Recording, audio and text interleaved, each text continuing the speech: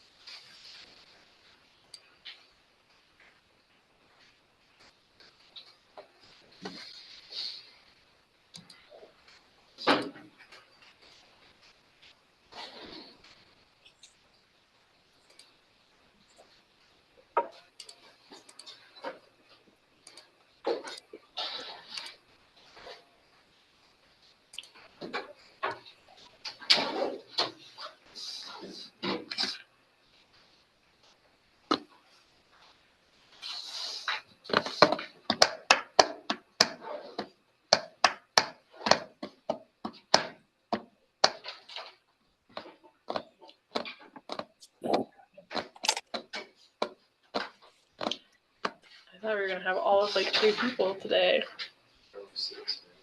Strong 6.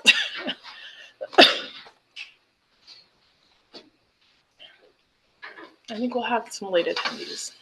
People coming in around 2:05. She's on her way. She's I can see her. Or them. I can see them.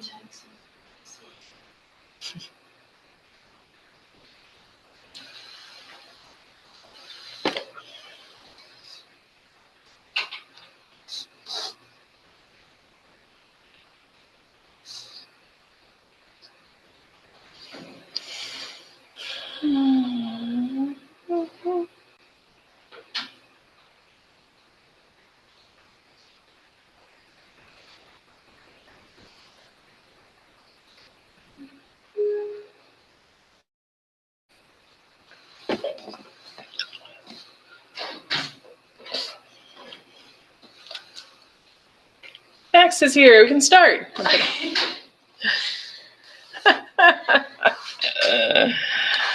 OMG.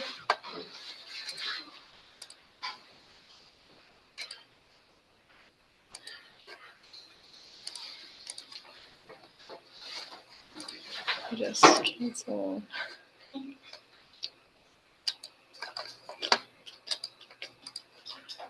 Kennedy, can you see the screen when I share it?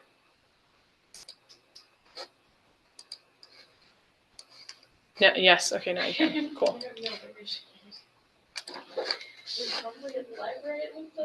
Some library. I don't think it looks like UM's library, though. Just walk over it, though. Okay. 1, 2, 3. Sound. Okay, who wants extra credit? Yeah. Yeah. On your final, draw a self-portrait. Okay. It can be as humorous as you like. You could literally, I've had people, you can write the word self-portrait. I don't care, but that's going to be our extra credit for said final. Okay. You guys ready to do this? Let's do this. So today we have, so far we've been kind of marching our way through a bunch of different signaling systems. And, we've been kind of dabbling in pharmacology, and today's not going to kind of be any different from that. We are going to talk about both cannabinoids and psilocybin, okay? Each of these systems signal through different mechanisms, so we'll talk about those different mechanisms via which they signal, and we're going to kick off talking about cannabinoids. When I say cannabinoid, what is the first thing that comes to your mind? Weed. Yeah, usually weed. But cannabinoids as a system are actually really interesting and unique, and one of the reasons it took us so long to figure out what was going on with said cannabinoids. So if you were going to kind of use a study guide, we're going to talk about the synaptic properties of cannabinoids, talk about both endogenous ligands and enzymes, and then we'll finish up by talking about some prescriptives that actually target the cannabinoid system. And yes, that's where we'll wrap up. Cannabis has been a drug that has been used across the ages. Some of the earliest mentionings of cannabis use was 2737 BC in a Chinese pharmacy book. So this has been around for a long time. Now, if you fast forward roughly, like almost 3,000 years, we still did not understand the mechanisms by which cannabis acted until the 90s. Like literally 1990 is when we finally figured out what was going on with the cannabis system. We see that it is mentioned not just in China, but also through the Middle East and North Africa. And so, yes, if you've ever heard of the book Arabian Nights, hashish was actually mentioned frequently in Arabian Nights. So it's kind of one of our touchstones to its historical use. So yes, cannabis has been something that has been used by societies across the ages, kind of originating in China, but then also finding varieties of that in the Middle East and Africa as well. Specifically, Montana's relationship with marijuana.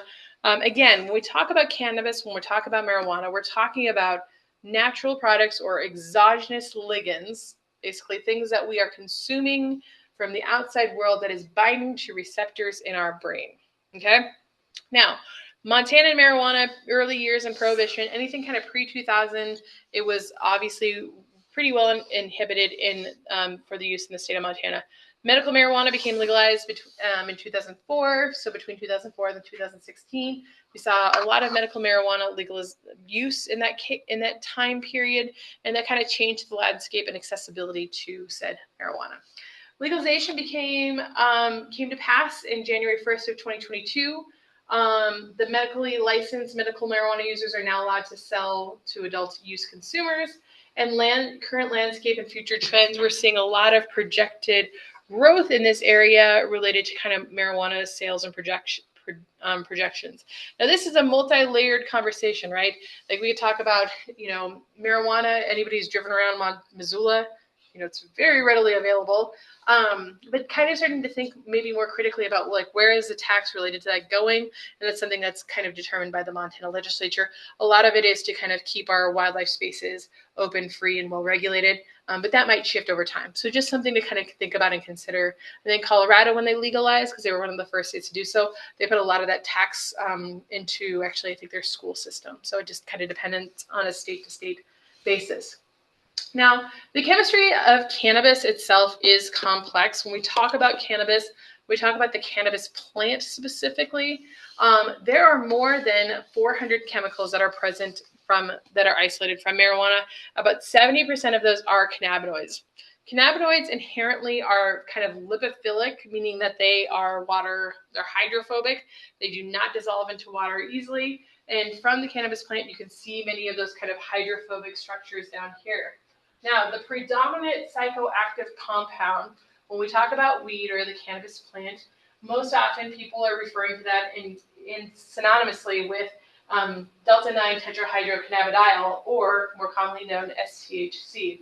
This is one of the most pharmacologically active of the cannabis plant, and you still have a major active metabolite that is also able to interact with the receptors of the cannabinoid system. This was originally synthesized in 1964, so somebody had taken this natural product that can be isolated from a plant and started to create kind of a synthetic version of it so then it can be produced. I imagine that this area of research has just continued to explode. I imagine people are starting to kind of try to identify cannabis variants that have a higher potency or have specific types of effects, right? Now, keep in mind, we'll talk later about kind of the therapeutic uses of cannabinoids. There are some ways in which it's effective in mitigating pain or stimulating appetite, but really it's a psychoactive component that people generally use it for recreationally. And so I imagine most medicinal chemists are starting to try to identify what structure can we create to cause like the therapeutic effects without that psychoactive, what we'll call side effect. Okay, so it just kind of depends on what you're trying to do with said compound. Okay, so the cannabinoid receptors, I said the 90s, but they were first isolated or identified in the 1980s. 1980s. I was born in the 80s. It's wild that during my lifetime, this is when we first kind of identified and pharmacologically cloned them in 1990. There are two variants of cannabinoid receptors. You have CB1 and CB2.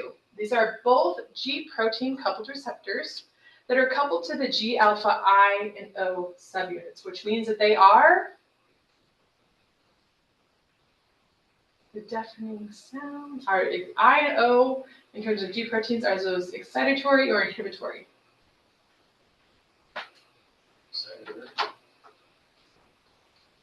They're inhibitory, yes. G alpha I and O are inhibitory. G alpha S and Q tend to be excitatory. Okay, so we have these inhibitory receptors, and we'll talk about where they're found in a second because their synaptic localization is one of the most unique things about them. But with the two variants that we see here, we have CB1 and CB2. CB1 is predominantly found in the CNS and is probably the receptor target for said psychoactive compounds that we've been discussing. And CB2 is more frequently found in immunological cells, which again, evolutionarily speaking, is pretty interesting, right? We've got this one receptor that's causing, let's say, psychoactive properties, and the other is found in immune cells. And so we'll find them in macrophages, monocytes, organ-specific immune cells. This figure to the right actually does a nice job of kind of showing you the distribution patterns of each of these receptor subtypes. Now, I said CB1 is found in the brain, CB2 is found in the immune system, but keep in mind, it's not exclusively those two areas, right? You still do see some CB1 receptors that are expressed in the peripheral system, and you see some CB2 receptors that are found in the brain. CB1 target, again, you're going to affect things like motor activity, thinking, motor coordination, appetite, short-term memory, pain perception, somewhat found on immune cells. CB2 found all over the body, gut, kidneys, pancreas, adipose tissue. So it gives you kind of almost like this specific localization of these two receptor subtypes. Again, G protein coupled receptors. When you hear the term G protein coupled receptor, you should think modulatory, not necessarily causing action potentials, but modifying them in certain ways. Okay, now, cannabinoids themselves, really interesting in terms of the signaling pathways. These are considered retrograde signaling molecules. And what I mean by that is the endogenous ligands, meaning that the ligands that our brain makes, are released from the postsynaptic cell and bind to the presynaptic cell. Again, this is like backwards signaling. One of the reasons it took us so long to identify and understand the endocannabinoid system is because it doesn't really operate in the ways that most neurotransmitter systems do. The endogenous ligands, first identified in 1982, we have two endogenous ligands, anandamide and 2-arachidonylglycerol, or 2-AG. I'm just going to call them anandamide and 2-AG from here on out. Now, these two endogenous ligands, again, we've talked about neurotransmitters, which are like modified amino acids. We've talked about neuropeptides, which are basically just large proteins that signal, right?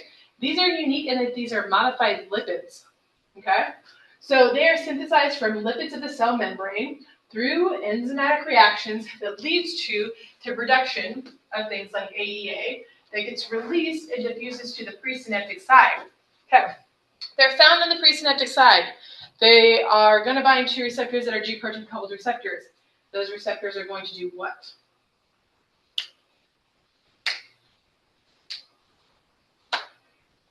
This goes back to the whole what do they couple to moment.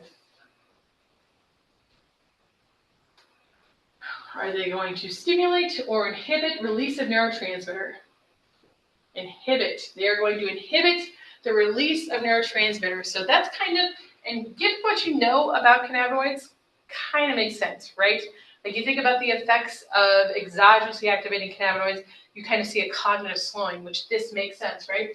You have your lipophilic molecule going up here, binding to these inhibitory receptors, and it's going to lead to less neurotransmitter release. You have less signaling going on at the level of these synapses.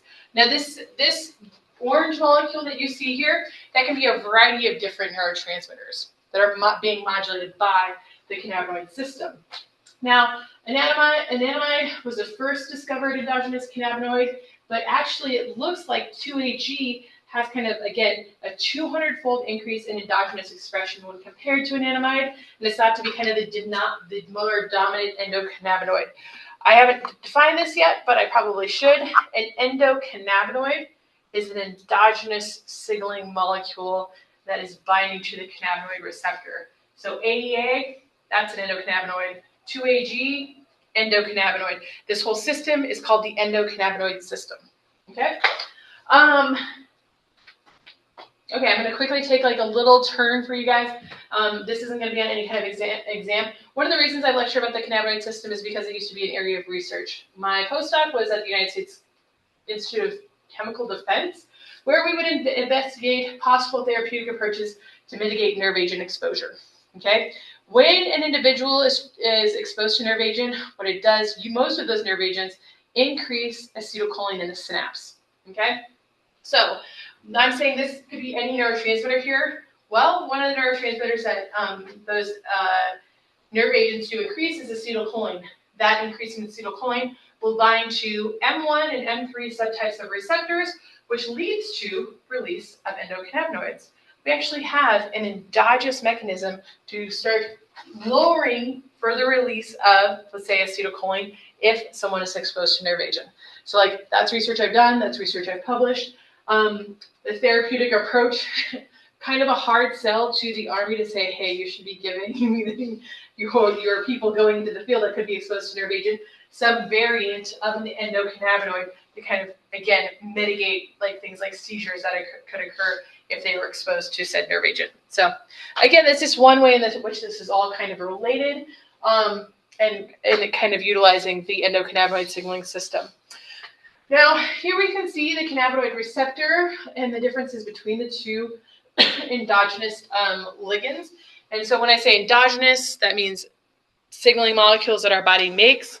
We can see here 2-AG, which is, again, probably the more prevalently found endocannabinoid, acts as a full agonist for the CB1 receptor or for the CB receptor, and that AEA, anandamide, is actually a partial agonist. This also gives you some insight as to kind of not only how these signaling molecules are produced by a series of enzymatic reactions. You'll see here the precursor molecule for both of them. We have a lipid that again is converted into 2-AG. And on this side we have a lipid that is converted into an anandamide. Both of these signaling molecules, as we talk about the process of the 5 steps of synaptic neurotransmission, right? We have synthesis. That's what we're seeing here. We have packaging and release that is not as clear because these are such hydrophobic molecules, they can just kind of diffuse through the membrane. And then we have binding to those CB1 and CB2 receptors. And then termination is the next step of the neurotransmitter process. And in that way, endocannabinoids look a lot like acetylcholine. How is acetylcholine signal terminated?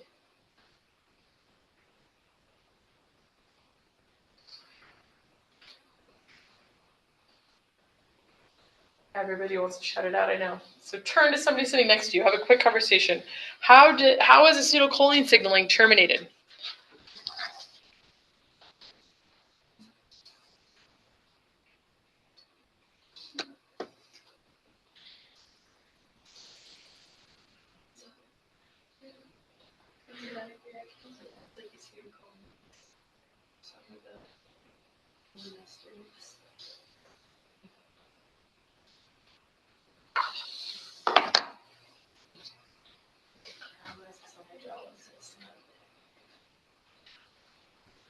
Okay, so how does acetylcholine get broken down? I gave you the answer there. It goes through enzyme. There's an enzyme that breaks down acetylcholine. Acetylcholine esterase is the enzyme that breaks down acetylcholine. That's what stops it from being able to signal at the synapse. And the reason I'm kind of highlighting that is the cannabinoid system works through the same mechanism, not the same enzyme, right? We have FA, which is, we'll see on the subsequent slide, fatty acid amino hydrolase. And then we have MAGL and ABHD6 that also, again, are going to lead to the breakdown of the signaling molecule 2-AG. This slide does a little bit better job of kind of showing you the steps of neurotransmission.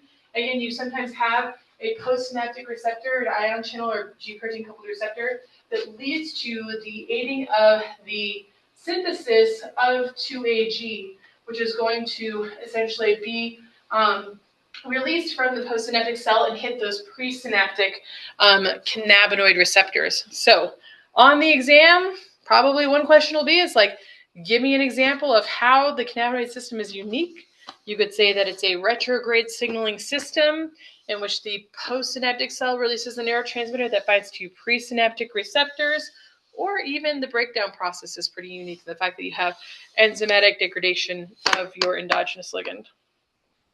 Questions? No? Okay, we'll keep going. So the enzymatic breakdown of the cannabinoids does occur through fatty acid amide hydrolase, or FAH, that breaks down AEA into arachidonic acid.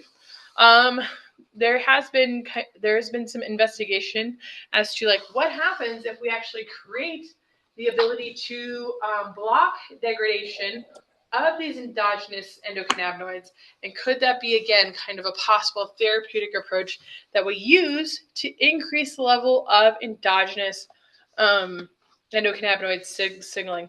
None have completed clinical trials demonstrating efficacy and safety in humans yet, but that might not be true anymore. I should look at more recent research, honestly.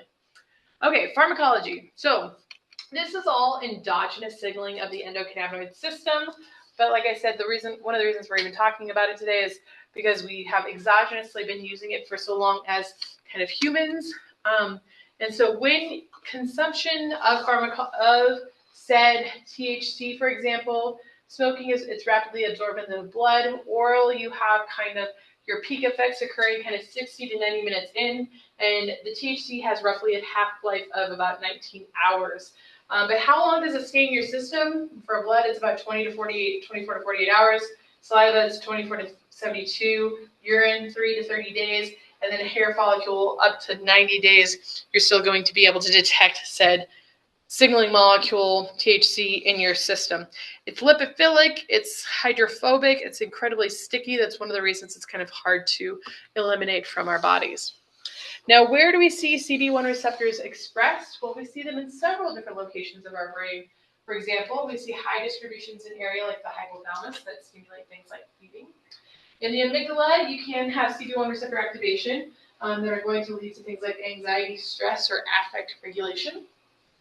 The ventral tegmental area, which again projects onto our nucleus accumbens, is one of our reward pathways that is modulated and leads to dopamine release. And then the PAG, which stands for periaqueductal gray, and that's one of our feedback loop systems for pain processing. And so we also do see, again, pain mitigation being one therapeutic approach in which this is used. This down here is quite simplified. We can look up at our more kind of complex distribution of CB1 receptors that are shown here. That's surprising. I think most of these indications these indicators of measurements of CB1 effects aren't going to be substantially new to you, right? Our cerebral cortex, decision-making, cognition, emotional behavior. We again have our globus pallidus, which regulates voluntary movements, hippocampus learning and memory, substantia nigra, again, reward and movement, all are going to be functions found there as well. Okay, now the cognitive effects of exogenous consumption of cannabinoids. For infrequent users, you're going to see processing effects and effects at the level of cognition, disrupted inhibitory control, sustained concentration of vigilance. For frequent users, you're going to see marijuana causing kind of less dramatic effects, maybe just slowed cognitive processing, and they might be tolerant to some of these cognitive effects that you see here. So these are some of the short-term effects that might be related to brain function, or that are related to brain function, and then common short-term effects that might also be exhibited by a user. Okay, so what does the research say related to cannabinoids? Well, really, this is a field that for a long time was socially considered unacceptable, so we didn't have a ton of historical research related to it. But we're starting to investigate the efficacy of cannabinoids for things like substance-related addictive disorders like for morphine, amphetamines, cocaine, nicotine.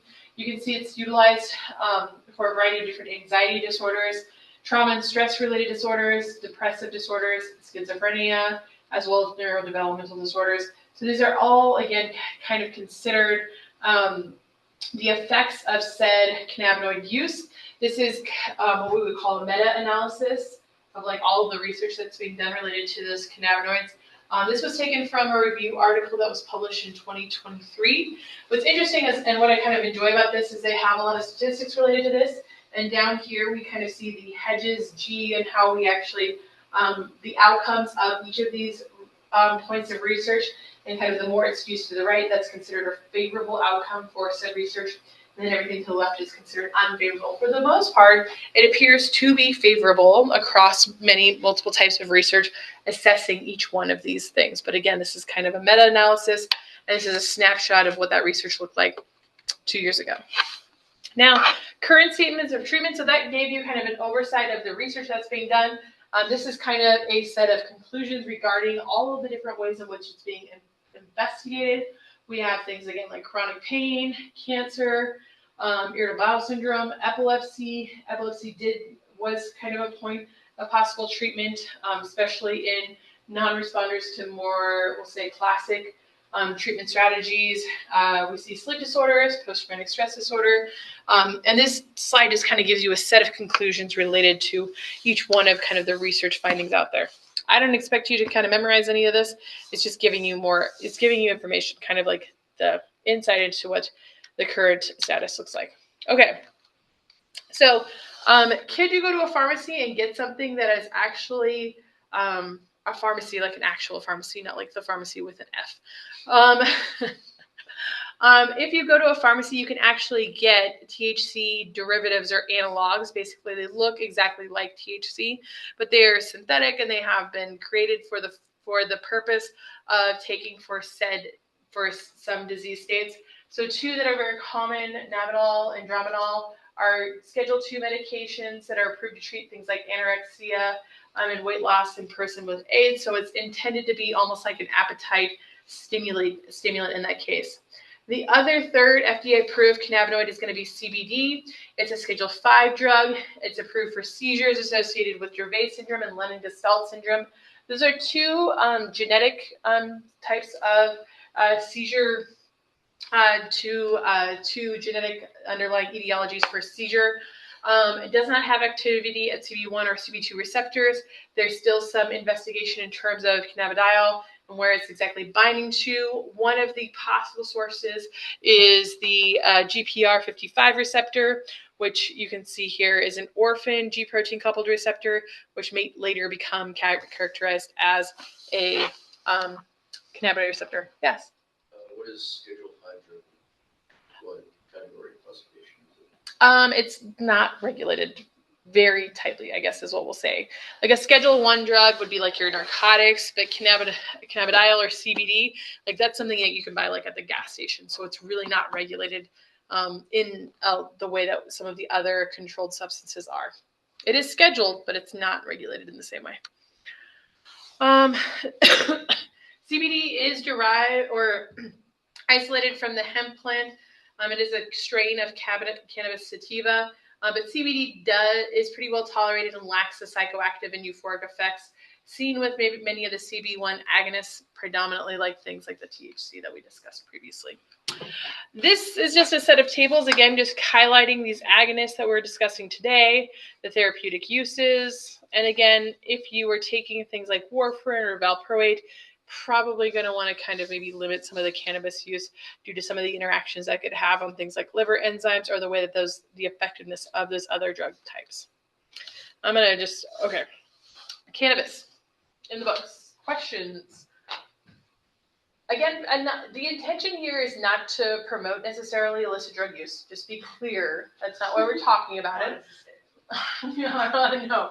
I'm not producing. I'll say from not promoting illicit drug use, but what I am trying to highlight here is kind of unique signaling pathways for endogenous molecules, how kind of the field of science you can feel like is very cemented and understanding of like synaptic signaling, but seeing something like the cannabinoid system, something that we've been, modifying or utilizing drugs to modify for the last couple thousands of years, and just in the last 30 have we really figured out what's going on in that system.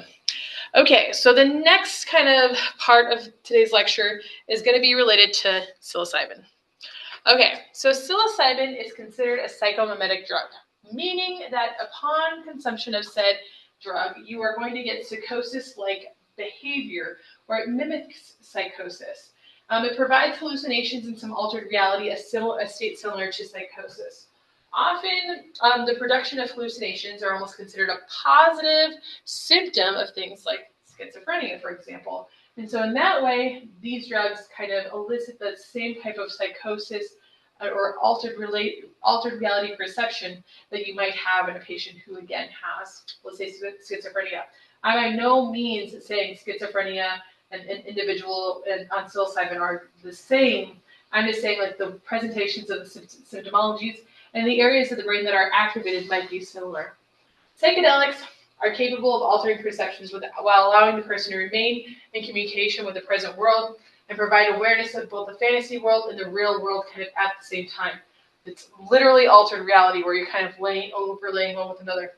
Now, in terms of known psychomimetics and hallucinogens, we have two different categories based off of their medicinal structure. We have the indoles and the catechols. They bind to different kind of neurotransmitter systems, but do cause hallucinogenic outcomes nonetheless.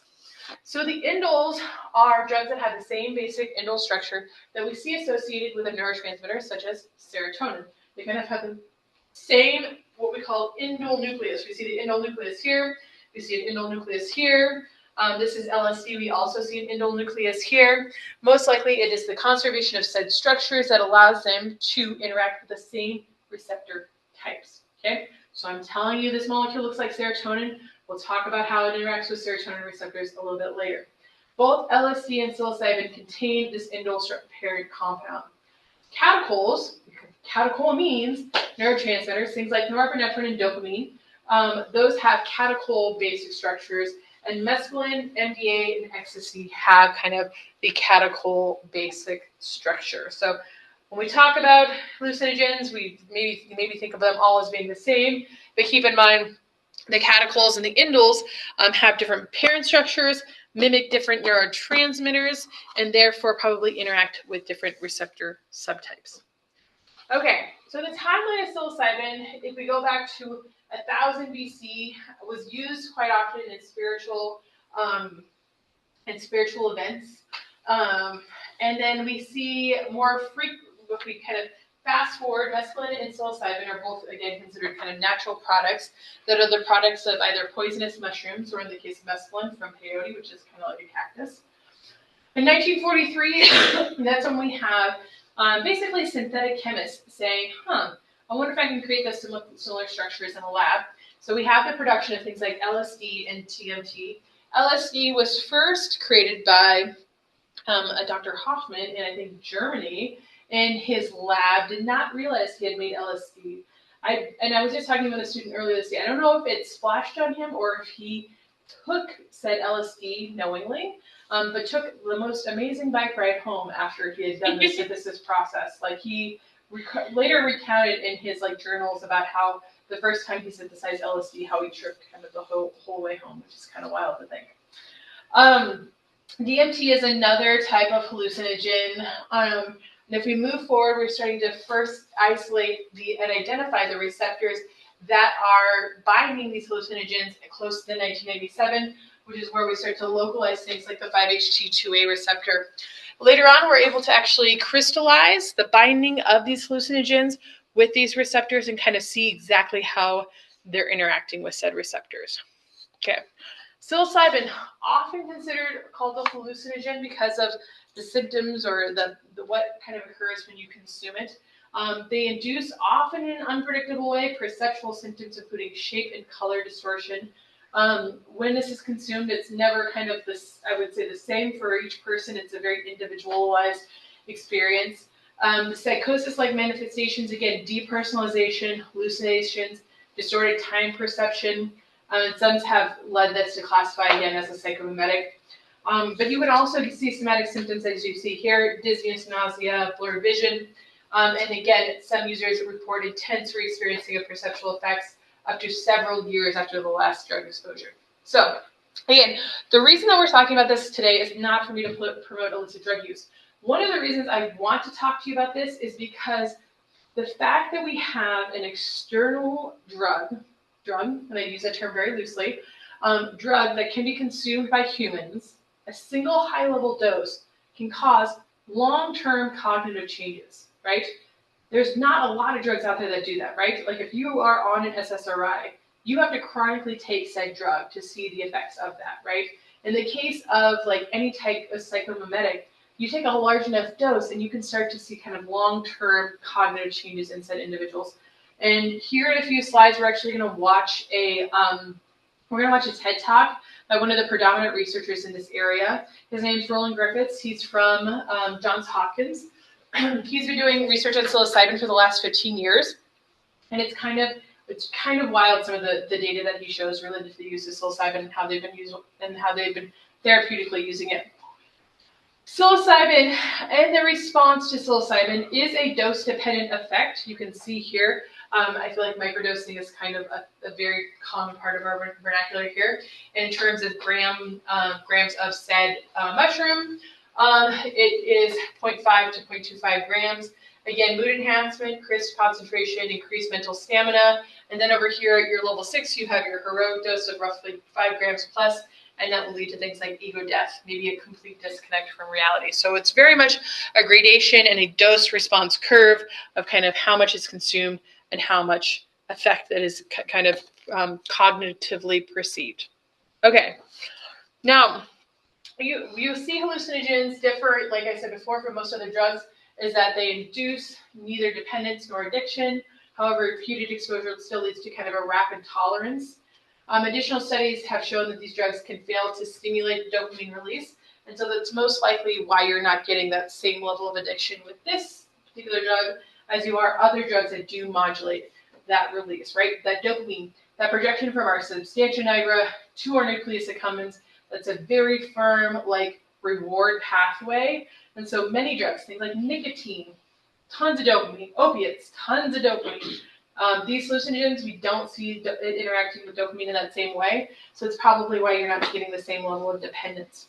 They do increase glutamate release in the cortex, but you're also seeing projections to the 5-HT2A receptor, which is interesting because the antagonists of 5-HT2A can alter the efficacy or how effective these hallucinogens are. So this, again, is very neuroscience-y, where we have our serotonin cells in the brainstem projecting to our cortical layer 5 neurons and our deep cortical layers, and in that instance, it's binding to our 5-HT2A receptor. So we're seeing this effect from the binding of this particular drug to these serotonin receptors, either the 5-HT2A or the 5-HT2B in the case of LSD. That's kind of the 3D structure that we saw a little earlier on.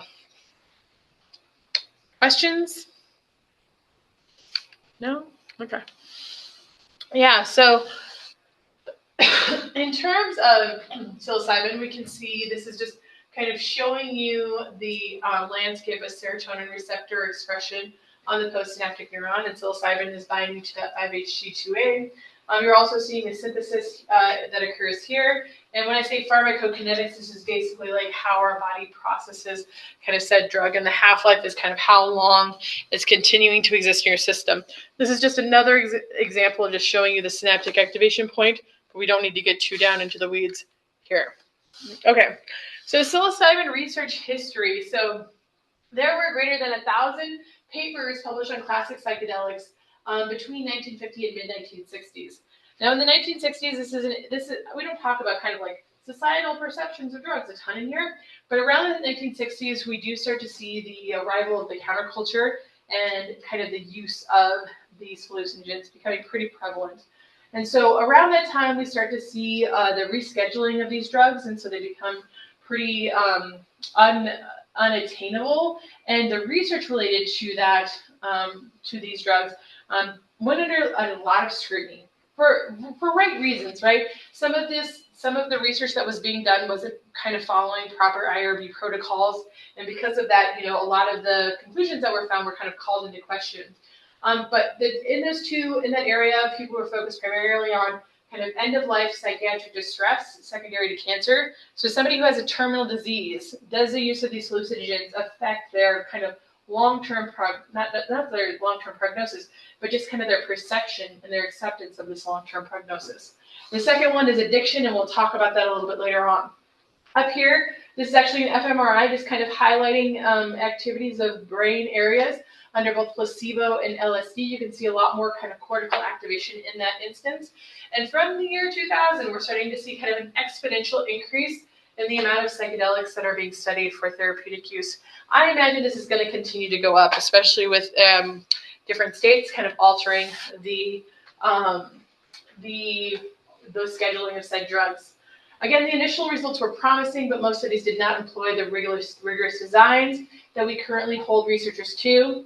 Non-medical classic psychedelic use, and again, the association with psychedelics and the emerging counterculture really put a stop to any research that was going on at that time. So we got this huge backlash.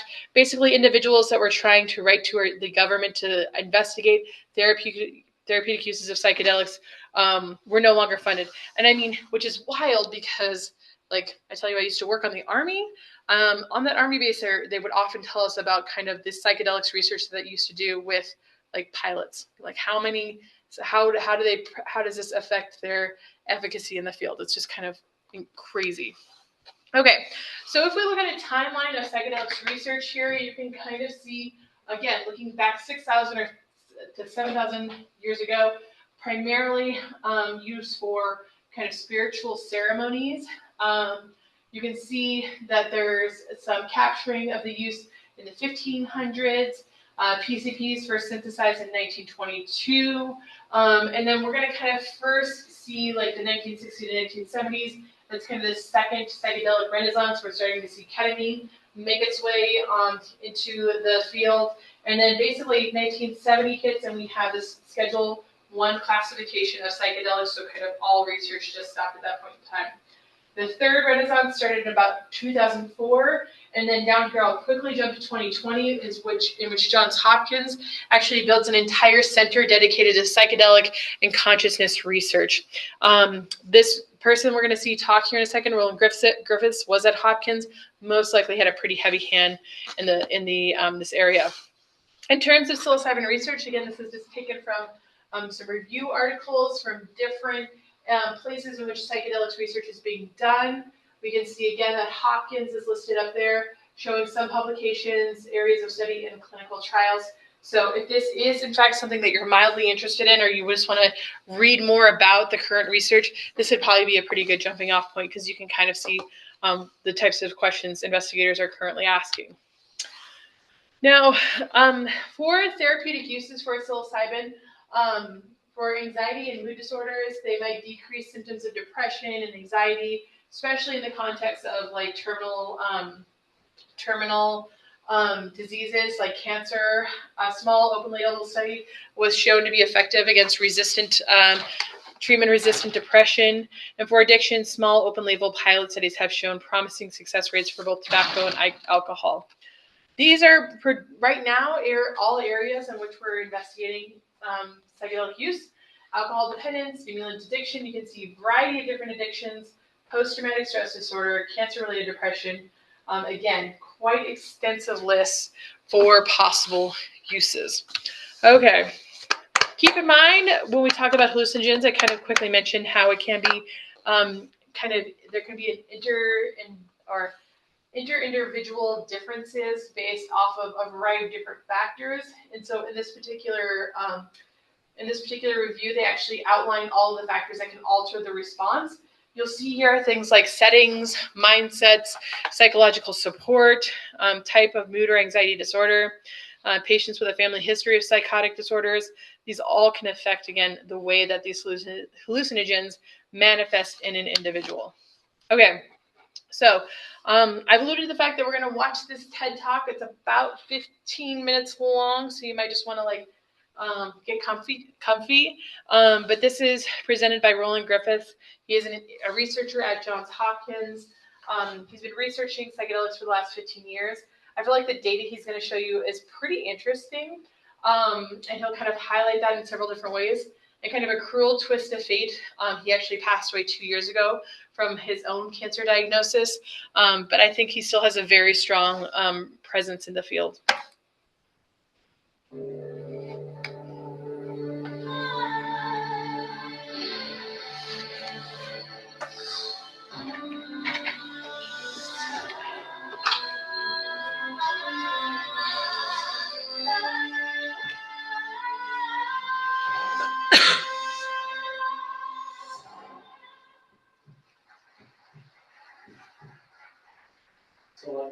to mix oil and water. Most people assume that science and spirituality don't play well together, but it's not true. Einstein said that the most beautiful and profound emotion we can experience is the sensation of the mystical. He said it's the source of all true science. Today I want to tell you about research with the classic psychedelic psilocybin that's showing that under supportive conditions, psilocybin can occasion mystical type experiences associated with enduring positive changes in attitudes, mood, and behavior. The results are fascinating in their own right, have implications for medical therapeutics and implications as well for the nature of consciousness and ethics and altruism. So by way of background, I've been conducting research on mood-altering drugs for the past 40 years. About 20 years ago, I started a meditation practice that profoundly shifted my worldview and got me very curious about the nature of spiritual experience. I became reacquainted with research conducted mostly in the 1950s and 60s, showing that under some conditions, classic hallucinogens like psilocybin could occasion mystical experiences that look very much like those that occur naturally and that have been reported by mystics throughout the ages. I became interested in psilocybin. Psilocybin is the principal psychoactive component of the psilocybe genus of mushroom. Psilocybin in the form of these mushrooms have been used for hundreds, possibly thousands of years within various cultures for healing and spiritual purposes. But while I was interested in studying psilocybin, research with this whole class of compounds had been blocked for decades because the risks, which are real, but they're manageable, were thought to totally outweigh the benefits. So it seemed like a long shot at the time, but my colleagues and I sought and ultimately obtained approval to administer psilocybin to healthy volunteers who had never before had an experience with this class of drugs. And as I'll show you, the results were life-changing for many of those participants and turned out to be career-changing for me because psilocybin has become one principal focus of my research program. So what I want to do today is tell you about the Johns Hopkins Psilocybin Research Project. It's in its 15th year. We've given psilocybin to about 250 volunteers, over 600 sessions. I'm going to tell you about psilocybin studies in healthy volunteers, in cancer patients, smokers, long-term meditators, and end with some conclusions. So we've conducted 3 rigorous double-blind studies in healthy volunteers. We've looked at dose effects, we've looked at controls for expectancy, kinds of things. These sessions for these studies are held in a living room-like environment. For the first session, volunteers develop a trusting relationship with our session monitors, which reduces adverse effects of psilocybin. On session days, volunteers come in, they swallow a capsule. They're encouraged to lay on a couch, use eye masks and headphones through which they listen to a musical program, and direct their attention inward. If fear or anxiety arise, then the monitors are there to provide reassurance. So, not surprisingly, a high dose of psilocybin under these conditions produces hallucinogen-like effects. So there are perceptual changes like visual illusions, there's greater emotionality, like increased sense of joy, less frequently fear, and there are cognitive changes. But to me, the most interesting effect was that in most volunteers' studies, psilocybin produced great increases in questionnaires that had been specifically designed to measure naturally occurring mystical experiences. These experiences are characterized by a sense of unity, a feeling that all people and things are connected, accompanied by a sense of sacredness, a sense of positive mood, love, joy, and a deeply felt sense of encountering ultimate reality. These experiences are felt to be more real and more true than everyday waking consciousness. Now, psilocybin is a relatively short-acting drug, so by the end of the session day, these effects are gone. But vivid memories for these salient experiences endure. In one study, we had volunteers return a month after each session to complete some questionnaires. 80% of the volunteers in that study, after having 1 or 2 high doses of psilocybin, reported that the experience was among the 5 most personally meaningful and spiritually significant experiences of their lives. And in fact, about 50% said it was the single most personally and spiritually significant experience of their life, comparing it, for instance, to the birth of a firstborn child or death of a parent. These are stunning and remarkable findings. Long-term follow-up of these kinds of effects shows that they're sustained, these positive effects are sustained for at least a year and probably longer. And it wasn't just the volunteers who reported these effects. We did structured interviews with friends, family members, and colleagues at work. And this statistically verified the volunteers' reports. So we've continued this whole line of research over the last several years and studied other populations, the first of which are psychologically distressed cancer patients.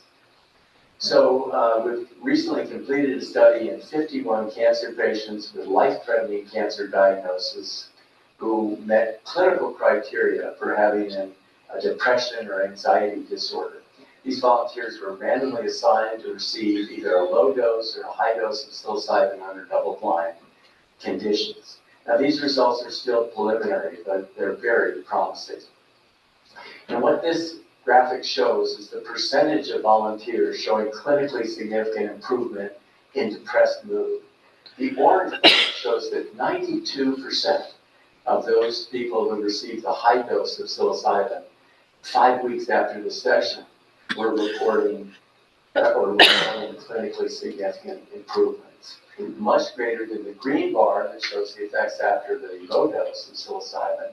The blue bar shows that the effects of this high dose of psilocybin are sustained out to 6 months. So about 80% are continuing to show clinically significant improvement. In fact, in 70% of these, the symptoms have remitted to the normal range. We're showing similar effects for anxiety.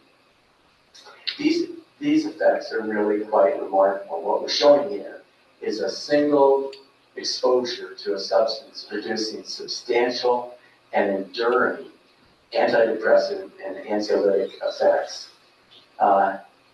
Such an effect actually is unprecedented within the field of psychiatry.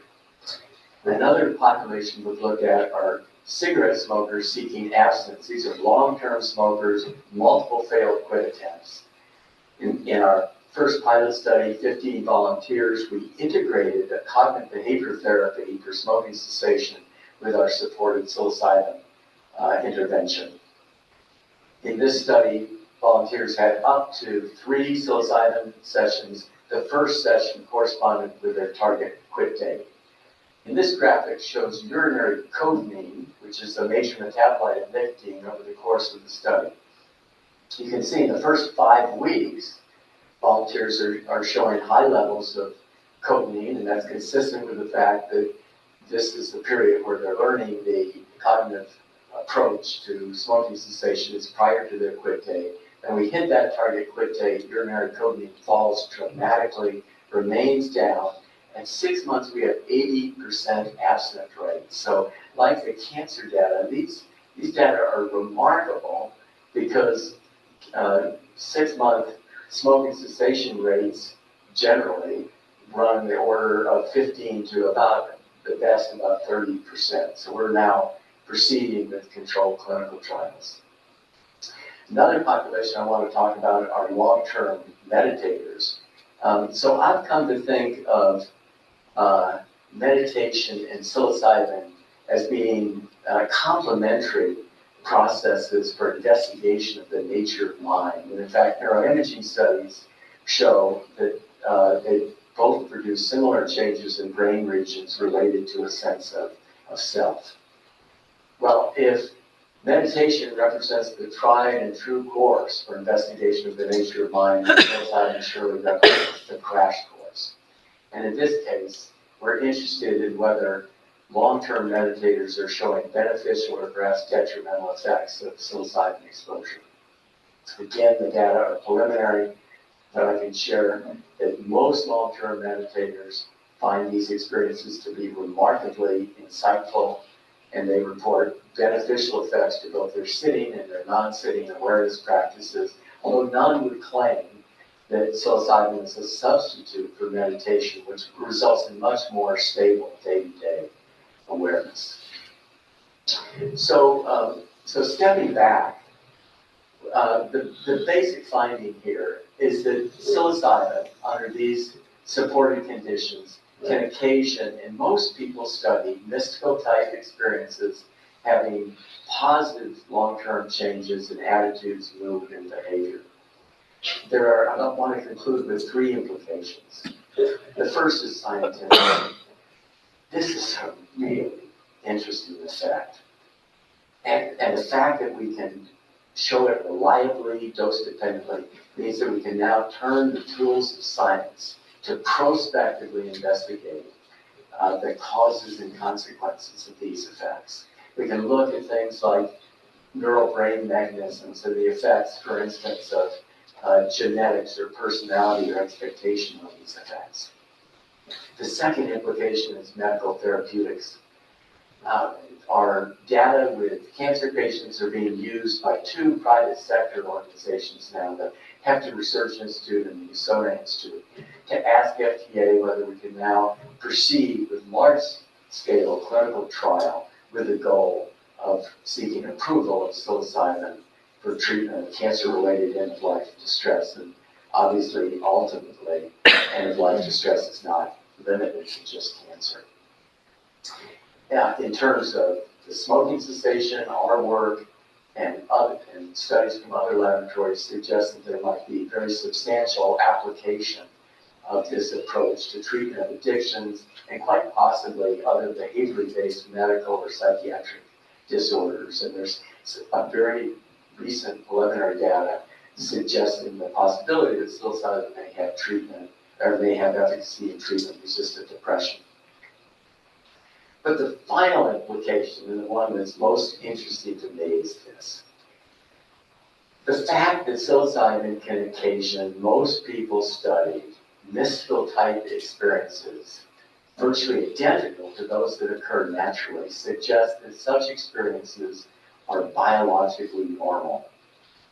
And it raises the question, why are we wired to have these salient, felt to be sacred experiences of encountering ultimate reality, of the interconnectedness of all people and all things, experiences that are arguably provide the very basis of our ethical and moral codes common to all the world's religions. Well, I think there's something about the mystical experience that relates intimately to the very nature of consciousness. Just reflect on the mysterious truth that if you direct your attention inward, you become aware that you're aware. An indisputable and profound inner knowing arises that we can all access individually and perhaps collectively. I think this inner knowing is at the core of our humanity. We recognize at some deep level that we're all in this together. And there's an impulse that arises for mutual caretaking.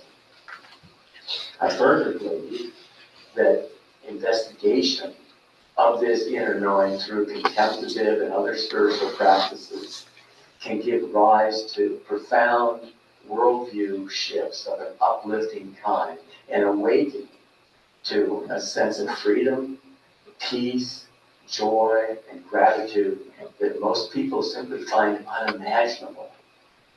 Excitingly, exploration of the psilocybin mystical experience seems to provide a model system for rigorous and prospective investigation of these awakening experiences. Further research will surely reveal underlying biological mechanisms of action, will likely result in an array of therapeutic applications. And more importantly, because such experiences are foundationally related to our moral and our ethical understandings, further research may ultimately prove to be crucial to the very survival of our species. Thank you. Okay, so again, pretty well-renowned investigator from Johns Hopkins. This is embedded into this PowerPoint if you're interested in checking it out again. Pretty amazing. I think one thing, again, as from a pharmacology and a neuroscience perspective that's so interesting and unique is the fact that you, like he said, you have this single dose, this single high dose that cause kind of long-term cognition and synaptic changes. Yeah. What's the difference between a high dose and a low dose? Because you said that it was like a 32 to a 92% difference. So do you know the dosage, like the difference between a low dose and a high dose, like grammatically? So most likely what's happening is you're just hitting more receptors and almost like different subtypes of receptors at a high dose. So where you might just be like, we'll say tickling 5-HT2A receptors with a low dose. With the higher doses, you might be hitting different subtypes of receptors that are going to cause like more significant cognitive changes. So it's usually what you see with any type of like ligand or drug or whatever. The higher the dose you go, the more you start to decrease specificity of like what types of receptors it's finding, if that makes sense. And it also might just be dependent on like how the drug is metabolized and how it kind of gets into like the central nervous system itself. With a higher dose, you just might have a higher CSF circulating concentration of it as well, which is going to affect kind of the first thing that I noted there too.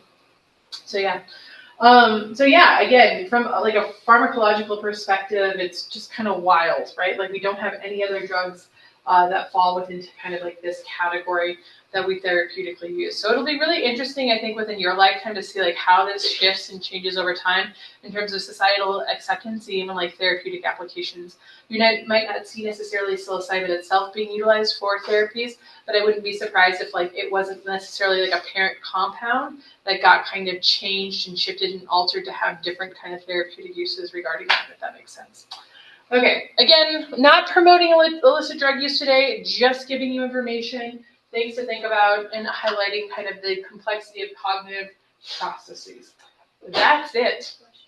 That is the semester in the bag. When we come back after break, I'll be handing the classroom over to you. So if you have not thought about, started to put together your end of semester project, now would be a great time to start to put together some iterations of that.